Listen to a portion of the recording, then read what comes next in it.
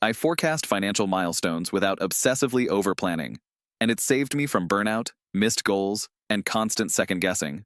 But here's the twist. It's not about being careless. It's about being intentional with less. And if you stick around, I'll show you a counterintuitive method that most financial gurus completely ignore. But it's probably the one thing that's kept my goals on track, year after year.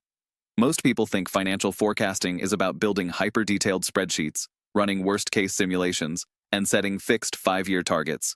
But here's the problem. Life doesn't care about your perfect Excel model. It moves faster. It changes more. And if you've ever spent weeks building a plan only to toss it out 3 months later, you know exactly what I mean. Instead, I use a flexible, milestone-first system.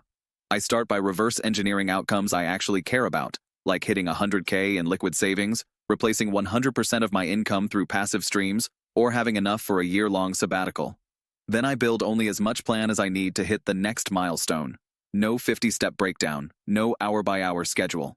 Here's why that works. Financial milestones are checkpoints, not blueprints. If you give yourself permission to adjust your methods while keeping your eyes on the milestone, your brain stays focused, not overwhelmed. You make better decisions because you're not drowning in your own plan. Now here's the really powerful part.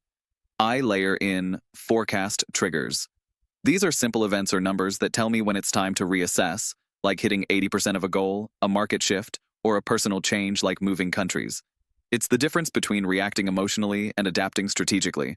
I learned this the hard way after scaling a business too fast, ignoring a key metric, and then needing to downsize everything. Forecast triggers would have saved me months. And no, I'm not sponsored by budgeting apps or wealth tools pushing affiliate links. I'm not trying to sell you a dashboard or a tracker. This is just the stuff that's worked in my real-world experience building businesses and managing inconsistent income. Let's talk tools for a second. I still use software, but only what gives me signal, not noise. My go-to is a Notion dashboard with 3 sections: next milestone, current inputs, and forecast triggers. That's it. The beauty? It's stupidly simple, but it's honest. Every week I glance at it and ask, am I closer to this goal? What's the next smallest lever I can pull? Most people overplan because they don't trust themselves. But when you tie your financial forecasting to behavior, not just math, you build confidence, you start stacking wins, and the irony? You'll probably get further faster, even if your plan isn't perfect. Here's the part most people miss, and the reason you should stay grounded in this approach. Milestones aren't just about money, they're about momentum. When your system rewards clarity, not complexity, you actually stay consistent. And consistency beats precision every time. If this helped reframe how you think about financial planning, and if you're tired of affiliate-driven advice that buries you in noise, consider subscribing. It helps support content that actually respects your time and doesn't have a hidden agenda.